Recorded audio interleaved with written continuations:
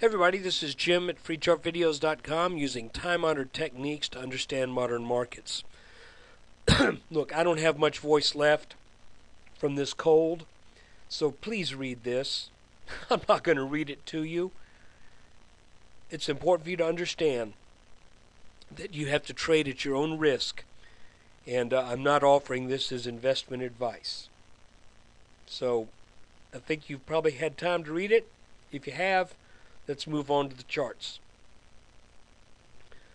Today, it looks to me like this little wedge, rising wedge that it looked like the markets had been in for about 5 days, broke down, gapped down at the open, and it looks like it's trying to mount a rally, maybe to come back and tag this line again, or even, potentially come up and back test this broken line. If it does, then that could be in the form of a move to 1250 to 1260, which has kind of been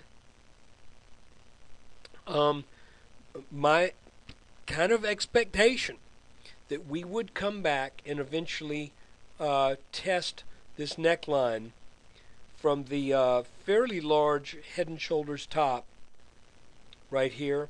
Left shoulder, head, right shoulder, break down. You usually get a back test. Now, if we don't get a back test, it is also possible that the pattern we're seeing develop right here is a consolidation head and shoulders.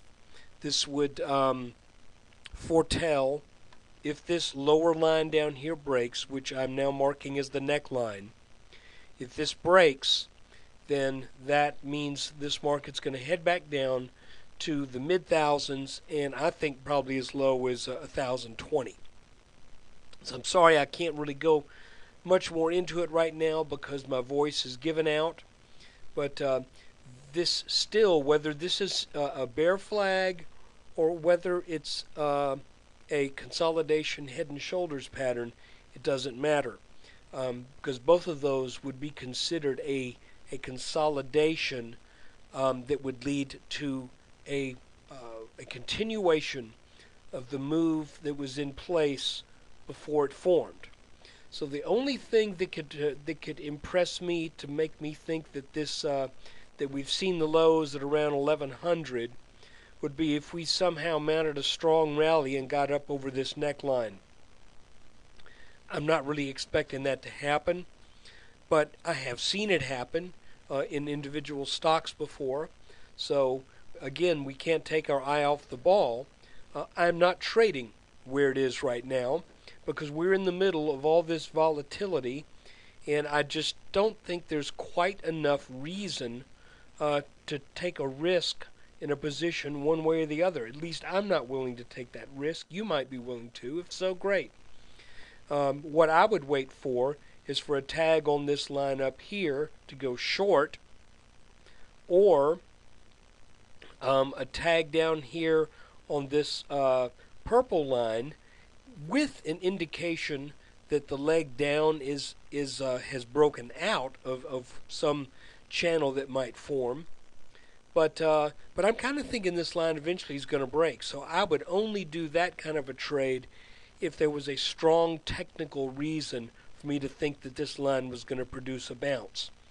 So there you have it. Right now I'm thinking the two most likely trades are to short at a tag on this blue line, or this purple line breaks down and then we get a back test to this purple line, and that would be another short trade. I'm not seeing a lot of long opportunities right now is what I'm saying.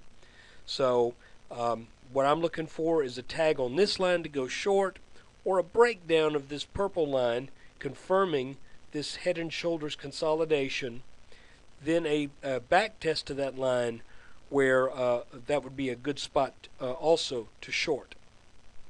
So look, that's the news for today. Thanks for watching the video. Thanks for putting up with this shortened version because my throat's just about ready to give out. So look, you guys take care. Come visit me at FreeChartVideos.com.